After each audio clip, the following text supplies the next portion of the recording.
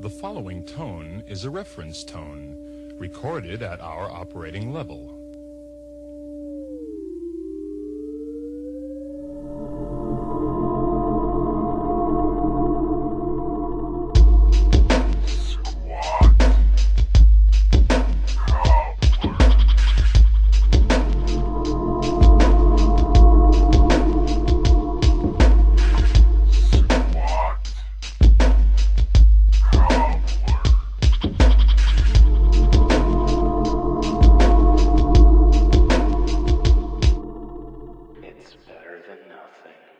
Hello, everyone, and welcome back to Squat Cobbler. This is episode 8, The Ocho. I am Mike Belinsky. You can find me on almost all social media as Official Pagan. I was going to try and introduce myself in French to pretend I thought Ocho was French, but it's too hard. So, hi, everybody. I'm Kelly Toole, at KELLYTHUL on Twitter. Je m'appelle Kelly Toole. That was good. I don't know any French, so you could have just completely made that up, and I really don't know. Je ne parle pas de Paul. I am not Paul's friend. So if you ever need that, kind of a handy little phrase, particularly if you know someone named Paul that you don't like. Was that in a tour guide book, that specific phrase?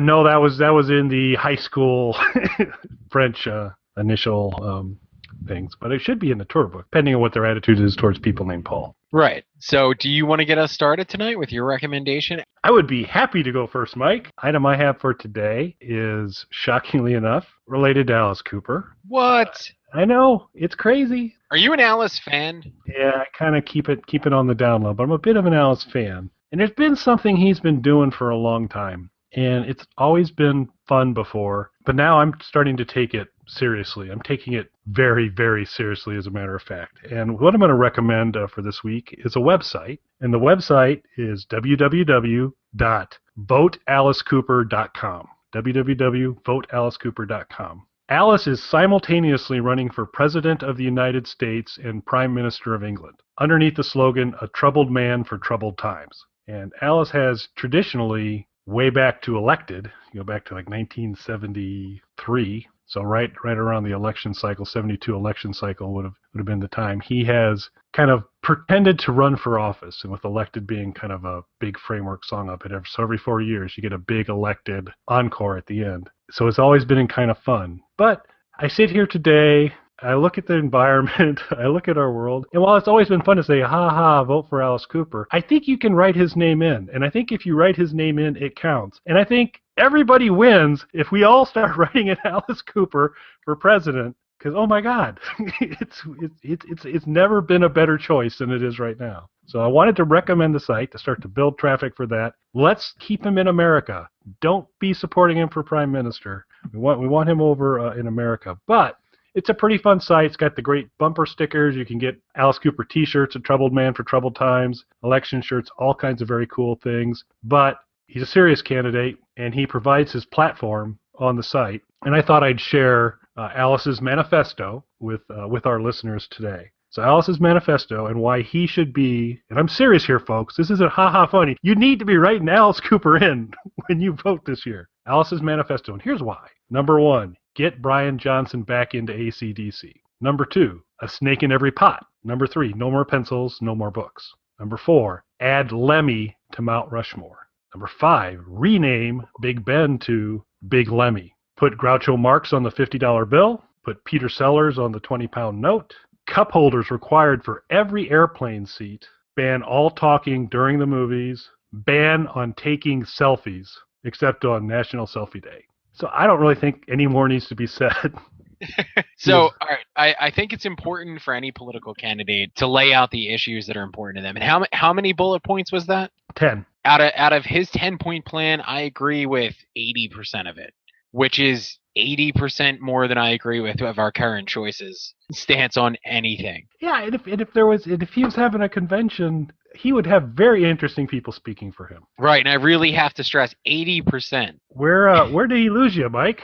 All right, so there's 2 points where, and I'm not even going to say like he lost me. It was just a little bit shaky on it. So I do take a lot of selfies. It's more like I tend to do it to be funny more than anything else. So those weird little narcissistic jokes I do kind of get a kick out of, so I would miss doing that. I'm not saying it's certainly not a deal breaker for me in any stretch of the imagination. If I could never take another selfie and get Alice Cooper as my president, I will never take another selfie. Let me be extremely clear about that. Well, he's leaving the door open on National Selfie Day, so you can still do it on National Selfie Day. Right, and so do I have to release, like, could I just take like 100 selfies on National Selfie Day and then just put them out throughout the year? It says nothing about distribution. So as long as I can distribute them throughout the year, you know what? I'm fine. 90% in agreement with him. I don't think I'm in 90% agreement with almost anything in life anymore. 90% agreement with a politician? This is amazing. Alice Cooper needs to be our president. The only other thing that it's not even that I disagree with him, the Brian Johnson and AC/DC thing, I love Brian Johnson. I love AC/DC. And this is not saying that Brian Johnson shouldn't get his job back or shouldn't, try, or they, shouldn't hang it up, or whatever it is that they're going to decide to do with him not being able to tour with them as his current status is. I do think that Axl Rose of this band Guns N' Roses, who's been filling in for him, is doing an incredible job. So it's not to take anything away from Brian Johnson or the support that he has, because that support is rightfully earned for the fans that are sticking up for him. I just think the guy who's filling in so that they can complete their already scheduled tour dates and not let those fans down who still want to see them, I think that guy is doing an incredible job. Fair enough.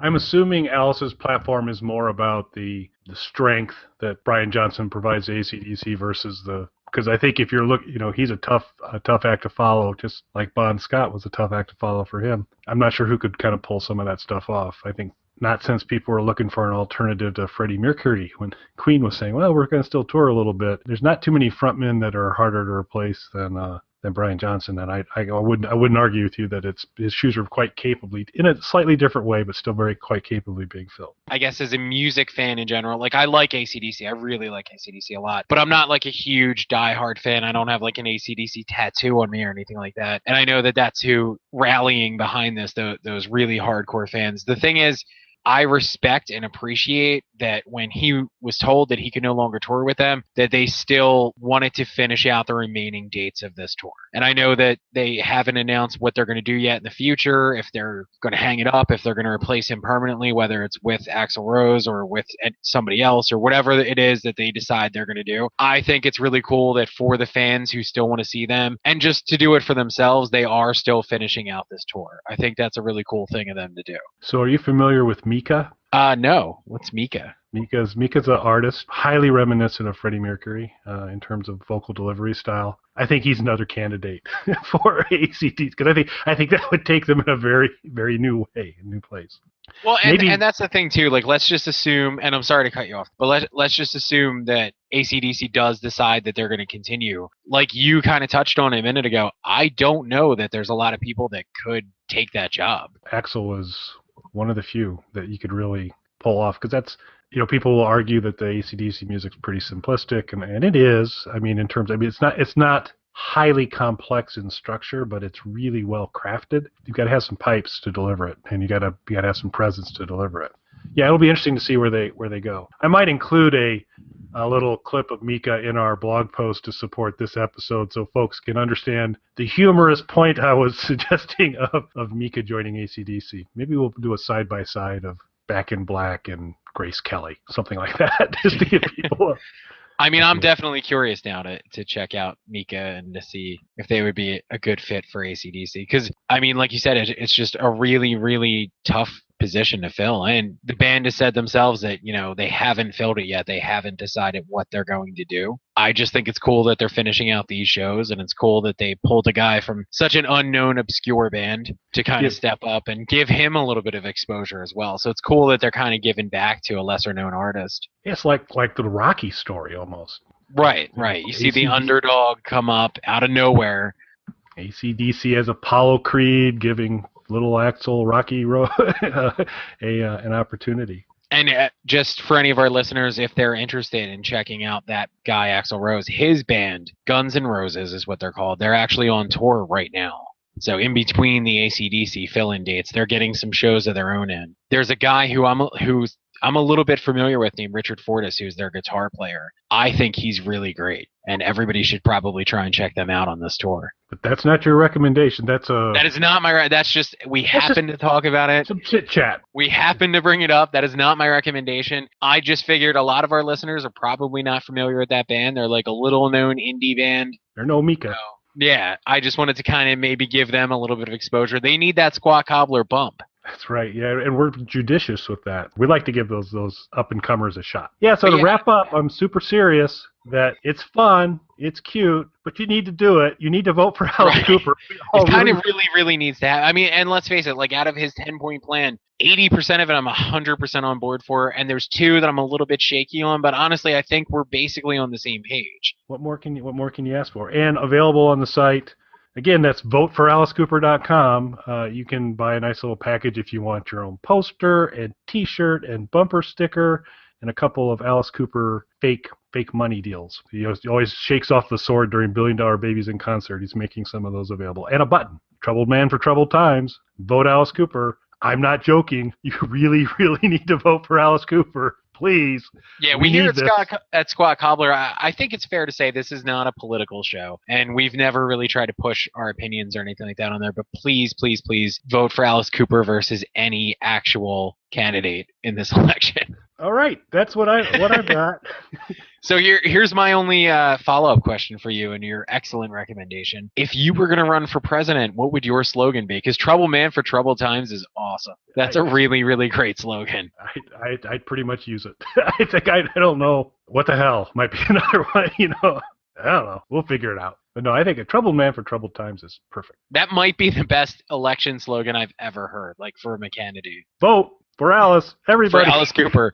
Not a joke. Or don't vote. Those are your really only 2 options in this election. Yeah, and here we are, and we are a non-political show, but this had to be said, so we'll do that. No, I think you, in a subtle way, kind of got our political message across. Alice Cooper for president. Well, for AliceCooper.com. Well, that was an excellent recommendation. I think I'm going to have a really hard time following that up, actually. I should have went first. I don't think so. I had that option in the beginning, and I think I really dropped the ball. I feel like now I really can't follow that up. And mine's actually, it's not even to steal a little bit from you. It's not a entirely new recommendation. It's actually something that you recommended on a recent episode of Nurture and Support. But I really wanted to discuss this with you, and mine has a little bit of a twist to it. So if you remember back, and it's been a while because we're on episode 8, the Ocho right now. But if you can recall back to Squat Cobbler 6.66, my recommendation was that people go onto Fiverr, find a young lady who goes by the name of Ticklish Toes, and buy a foot picture from her. And we actually not only were fans of her work, but we became official customers of her work. For anyone who saw the blog post about it, she did write Squat Cobbler on her foot using the squealer font because we are, branding conscious here. And were you happy with her representation of our brand? I thought she fully captured the spirit of Squealer, as much as one can capture Squealer with what I'm going to assume is a Sharpie on your foot. So. Exactly, yeah. I completely agree with that. I was really happy with it. I thought it looked really cool. It was a fun recommendation to do. So as I was talking to Miss Ticklish Toes, the subject of a game that is somewhat popular right now. You may have heard of it. Well, I know you heard of it, Kelly, because it was a recommendation that you gave. It was kind of an underground thing until Kelly recommended it on Nurture and Support, and then it just exploded into the public consciousness. And that's it's not even just the Nurture and Support bump. That's the Kelly Tool bump. When Kelly Tool recommends something, that shit explodes. And that's exactly what happened with this game, Pokemon Go. Yeah, I think we might have some timeline issues if folks went back and look at when the recommendation came out and just go with it. Yeah, sure, yeah. So 100% because of the recommendation of Kelly Tool, that game just took off. So when I was setting up the foot modeling of our logo, I was talking to Miss Ticklish Toes, who happens to be one of the very few people who had previously heard of Pokemon as a franchise. And so I actually, while I had heard of Pokemon, all joking aside, obviously, I had never played Pokemon. I had never seen any of the animated shows or movies. I never played any of the games, never touched any of the cards that were associated with it, nothing. So I was a complete blank slate when it came to Pokemon. I knew it was something that existed. I could identify the Pikachu character because it had become such an ingrained part of our popular culture. But really beyond that, could not have told you anything about Pokemon. But here's what happened. She was lamenting the fact that being an iPhone user, she did not have access to the game at the same time as Android users did. Because Android users, the game was rolled out in different territories at different times to try and avoid the server issues, which have still plagued the game anyway. But to minimize some of that server issue, they rolled it out in different territories at different times. Android users were able to download from the App Store the foreign if you don't live there, versions of the game before iPhone users were able to. You know why that is? Why is that? Because Android users are better people. That's true. I didn't even know that had to be said, but I'm glad you said it. Just a reminder. That's Kelly Toole just said fuck Apple. So just remember that. I didn't say that. Kelly Toole hashtag fuck Apple. So Android users were able to get this game first. And as she was lamenting this to me, I, who know nothing about Pokemon, decided the best thing for me to do would be to download this game and rub it in Ticklish Toe's face that I had it and she did not.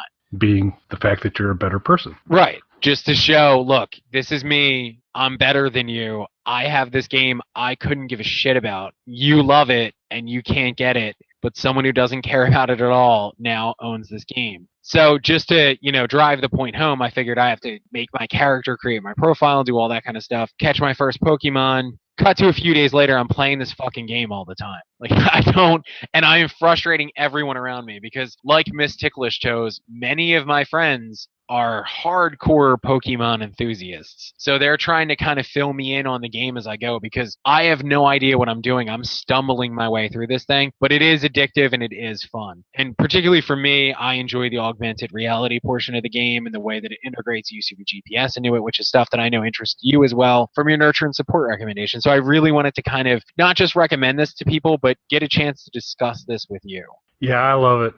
It's fun. As a matter of fact, it was a big day today. We're getting scheduled to do the show tonight, and I was running a little bit late. And there were some legitimate reasons that I was running a little bit late. What I didn't share with Mike on my running late part is that I was also on a roll with Pokemon Go, including picking up a Hypno tonight. I got a Hypno tonight. I have no idea what that means. The evolved form of Drowsy. Yeah. See, this is where people get frustrated with me because they'll be like, "Oh, what did you see last night?" And I'll be like, "Yeah," because if nobody here knows, like what I've been doing to kind of prepare for our tour and just general, try and be a little bit healthier as a human being. I walk 5 miles every night and 10 miles on weekends. So this is something that I can do during the walks that I was already taking. So I actually initially progressed quicker than some of my already established Pokemon friends just because of the fact that they weren't into the walking cycle already the way that I already was. They, of course, very rapidly surpassed me because they actually know how to play the game and I don't. So I have been levying my friendship to get advice from them as to how to progress a little bit further in this game because my only real goal with this, because I am enjoying playing, but I only downloaded this to spite Ticklish Toes, and my only real goal is to stay ahead of her in the game. When she eventually surpasses me, and I know that she will, I'll probably stop playing or at least slow down playing and just play for my own enjoyment. But right now, it's like a real competition just to beat Ticklish Toes and to stay 1 step or 2 steps ahead of her for as long as I possibly can. Does she, to protect her feet, does she avoid walking a lot? Or because if you've got a built-in, I'm walking 5 miles pretty regularly, you've got a huge edge right there. And honestly, that is what's helping me right now. I'm not studied in the ways of Pokemon. Fortunately, there are a few folks around who have been giving me little tips and tricks through there. Like what I didn't realize is not only is the walking around great in terms of finding the different Pokemon, but you get over time as you collect things, you get these eggs that have higher level Pokemon inside of them. and you put them in an incubator, and basically the incubator runs by the amount of steps you take. So it'll be like, this egg you've got to walk 10 kilometers, this egg you had to walk 5, this egg you had to walk 2. You start to put those eggs in the incubator. With you doing your walk, you're going to be hatching and getting some stuff that she's probably not going to run into anytime soon. So that might be another angle for you to kind of keep her sad and disappointed. And that's really what I hope to do, and which makes me sound like a bad person when you put it in the perspective of saying it out loud. But that is what I hope to do, is to just stay a step ahead of her, no pun intended, by the simple fact that 5 days a week I'm walking 5 miles a day, and 2 days a week I'm walking 10 miles. That is giving me a little bit of an advantage. She's way better at the game than I am, but I am, in terms of my character level, based on the experience points, higher than her, for the simple fact that I see more Pokemon, and the constant walking is letting me hatch eggs very quickly. There's also multiple Pokestops very near where I live. She does not have that advantage. The nearest Pokestop to her is, I believe, like half a mile away from where she lives. So whereas my, within, I'm going to say 100 yards of my front door is 3 or 4 Pokestops. Yeah, when I was recently in a hotel, there was a bar, restaurant right next to the hotel, and there was a Pokestop at it. And about 50% of the time when I was in the room, it would activate the Pokestop, and I could just kind of sit in the comfort of, I had to take no steps. I just, okay, pull off a little bit more, pull off a little bit more. There's nothing more special. I had that same trip. I was in the Washington, D.C. area, and there are a significantly larger number of Pokestops in the Washington, D.C., Arlington, Virginia area than there are in the Bloomington, Illinois area. It does benefit you to be able to have ready access to those, to just kind of stock up on goodies. Well, see, tomorrow is where the true test begins, though, because tomorrow I am headed to Center City, Philadelphia, where I'm told there is Pokestops in abundance to the degree of which I have not seen to this point. However, Ticklish Toes will also be there. So it is going to be a for real head-to-head battle that may resort to violence. I'm not above that. I am not above trying to sabotage her progress in this game. Phones break. You know what happens? And here's the thing, and I've talked about this with some of my friends who are very, very steeped in this game already. Near my office is a Pokestop. Well, there's actually 3 Pokestops in a small, park type area near my office. There are 3 Pokestops at 3 of the corners of this park. There's also a gym right in the center because it is near a train stop. And the gym is at the train stop, and then there's a park next to the train station with 3 Pokestops. That gym is fought over throughout the day.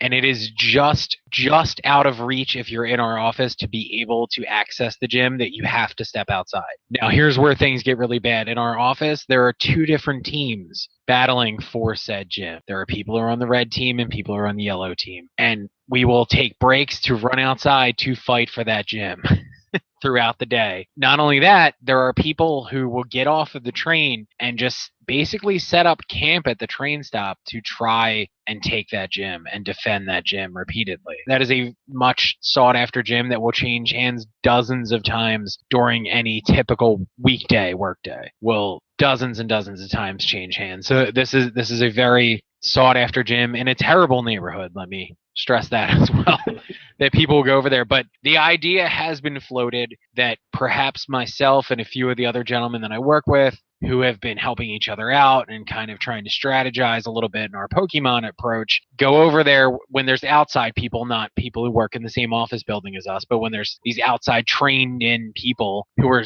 posted up at that gym trying to take it, perhaps we go and battle them in real life, defeat them, and smash their phones.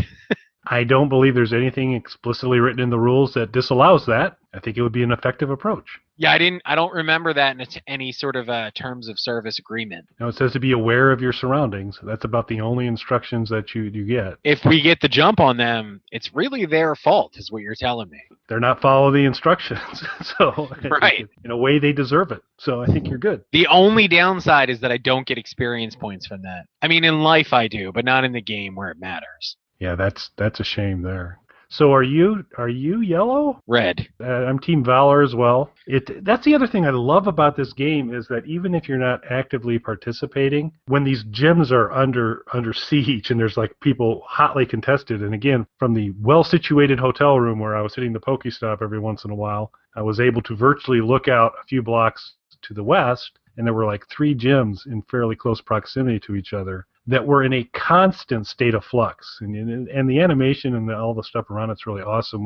When someone's been unseated and the color of the gym changes to match the team that's in charge, and then also the kind of winning or dominant Pokemon also appears on display on the top of the gym, and you can just sit back and watch for 10-15 minutes as these gyms continually change hands, and Snorlax is on top, and then this and then that. So it's kind of fun to. I don't know why this was not thought of sooner. It becomes so obvious when you see all the kind of tremendous applications it has, or in terms of it just makes so much sense with the nature of the game, elegant use of GPS and augmented reality. It's just a really impressive thing, and fanaticism around this and the craziness around this exceeds the craziness that was around those damn Pokemon cards when they first came out, that if you had to be in the market for those, you had an incredibly hard time securing them because they'd show up at a store and they'd sell out instantaneously. This is far bigger than that, or we're more connected to kind of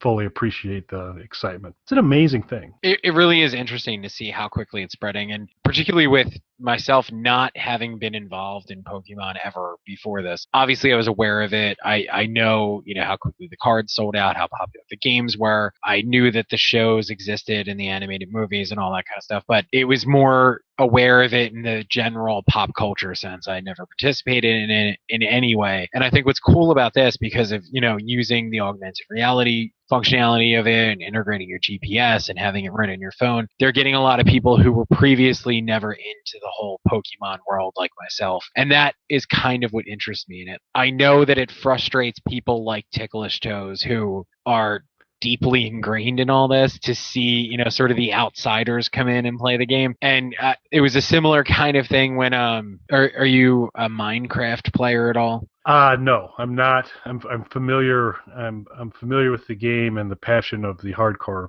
Minecraft players, but not. I've toyed with it a little bit, but nothing significant. You?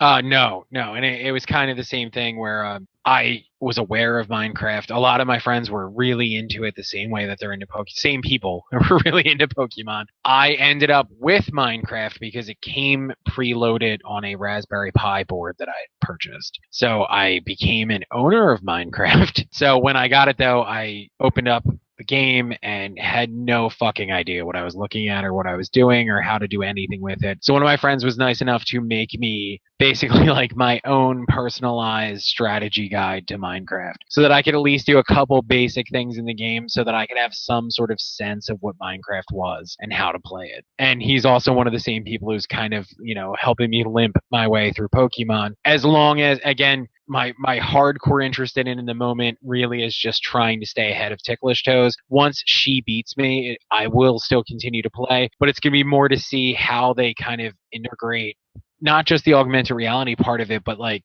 monetizing Pokestops, for example, and seeing, businesses try and set up their own Pokestops and how they're going to try and capitalize off of that. That really interests me to see how it's going to kind of integrate into our culture in that sense, not just with Pokemon, but hopefully to see other augmented reality games kind of do similar things. So here's what we need to do. We need to go to Fiverr and hire a developer on the cheap. So I'm sure we'll get quality work. Hopefully somebody's really into feet so that we can provide him with pictures from Ticklish Toes as payment. There you go. And to kind of keep the cash under control that way. It's a good way to capitalize the business. But the Squatconomy, if you will. That sounds like a pretty good title for this episode, is Squatconomy. But we need to, and I don't know if we would call it Snarkymon, but I think we do kind of a Snarkalic-based Pokemon game, and I think there would be a lot of room there. I don't have much of it thought out of, except an initial start with Dylan, because I'm just kind of thinking, Dylan's initial stage is Holidill, which will be some sort of daffodil-looking Snarkymon that can evolve into Assisto, which will be a kind of trench-coated sport drinking kind of thing. But Assisto can only battle itself. will be the thing. I think we need to kind of develop an entire set of Snarkymon cards. I think that's an amazing idea. We really, actually, really, really need to get on this. I got access to someone with some graphical skills, You do too. There's a lot of stuff you have coming out. But yeah, I think Snarkymon's a good way to go here. I think that we'll have to explore that further. Any of you Squatties out there listening, familiar with the Snark-Alec universe, if you have suggestions for us for characters for Snarkymon, we'd be happy to take those. Absolutely. And this is your way to get on the ground floor. Well, I mean, we're 8 episodes in now, but still sort of the ground floor, at least a lower level of the Squatconomy. Yeah, we'll have to think about, so there you go, squat stops. So what we'll have, there'll be squat stops, will be the locations where you have to actually sit in the squat comp to get your things. This could work out really well. I think there's much work to be done for Snarkymon or Squat. Maybe we call it Squatiemon. I think we're definitely on to something here. This has got. I like it. My mind's racing right now on many other characters, but I can think of a few. I think we really need to brainstorm this and see how far we can take it, though. I think this could really be. Of course, there's going to be some people not talking to us shortly. Depending. I think Dylan will be fine. I think Dylan will love being Assisto. I think that'll be great. I think that, on your way to pop culture greatness, as we obviously are, you're going to make a few enemies. It's going to happen. But yeah, after you go out and, register to vote so you can vote for Alice Cooper, send Mike and I any of your ideas for, and I think I'm leaning towards, we'll keep brainstorming, but maybe it's Squatiemon, because that way the squat stops fit in much better. But we've got the Holidill Assisto already. I think that's got a pretty strong start. Oh, I think that's great. I think he's a good mid-level Squatiemon, and then we'll just have to kind of figure some others out. So just send those in to us, so we'll figure out a way to breathe some life into this, because this could really be fun, and it's going to lose us a few Twitter followers and friends and some things. But, it's for the art. We do what we need to. We do everything we do just for the art. So social media recommendation? Oh my God. Because I kind of know Mike's social media recommendation, and guess who's going to be an amazing Squatiemon? Well, my social media recommendation is a gentleman by the name of VexX. He is the lead singer of a band who goes by the name of Starscream. And they're a good band. You guys should definitely check them out. And actually, the radio show that Kelly and I used to co-host, Snark-Alec Radio, a clip of an interview from when he was on there was used in the Starscream box set that came out a while back. So we kind of are on a Starscream release. Also, Vex will be joining a band, and I didn't even think of this before, because now it's going to kind of sound like a subtle plug for my own projects. But Vex is going to be appearing on my new album, Dead Girls, and will actually be performing with us at some shows as well. So I hate to pat myself on the back and push my own stuff out there, but it just so happens I do have a new album called Dead Girls that's coming out on Universal later this year. And as long as I'm already plugging it, I might as well just mention that the third track that people will get to hear from this album will come out next week, and it's called The Great Divide. The Mikaku that's going to be in, so there'll be the Mikaku character, and of course with each of the characters they have attacks. Subtle plugging. It's going to be one of the Mikakus. Man, this is bad. I got things to do, but I got to set it all aside to kind of totally dedicate myself. But Vex is going to be an awesome Squatiemon too. Definitely, yeah. So my recommendation is that you follow VexX on social media. He's awesome. I missed that the box set news, so that's good to hear the box sets out there, and awesome to hear that was it just like a little segment of the... Yeah, it was for the band's 10th anniversary. They put out a limited digital box set that went up on Bandcamp that included both of, at that time, they had 2 studio albums and an EP, as well as Vex and I sat down and we went through hours and hours of Starscream recordings, and we put on a bunch of demos and live tracks from different shows throughout their career and stuff like that. And then we capped it off, I believe it's like 45 or 48 tracks or something like that on the box set. And the last thing on the box set was a small clip from one of Vex's appearances on Snark-Alec Radio. Sweet. They strongly support your social media recommendation and future Squatiemon VexX, so that'll be awesome. Alrighty, well, we will be back for, I don't know if we're going to be able to come up with anything clever for what to call episode number 9. We've got time. We'll figure it out. So I'm just waiting for when I push for us to call an episode Dead Girls coming out later this year on Universal. Number 9 Dead Girls coming out later this year. maybe that's. I think we may be on to something there for the next one. Okay. Awesome. Well, always a pleasure, Mike, and thanks for everybody for listening. And we will be back in a couple of weeks. Thank you, guys.